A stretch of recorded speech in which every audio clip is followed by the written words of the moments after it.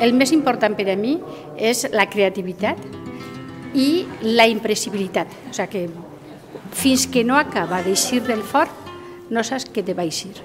En el curso se aprenden diferentes técnicas básicas y después pueden elegir lo que quieren producir y yo ayudo con las técnicas básicas que necesitan.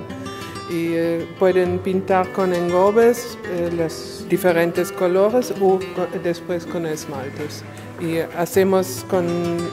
trabajamos con grés, que es una arcilla de alta temperatura. Damos la cocción con 1240 grados. No, para mí lo que me encanta es que uno llega quizás sin ideas, pero después es encontrar la arcilla y empezar a crear algo. Y es fantástico.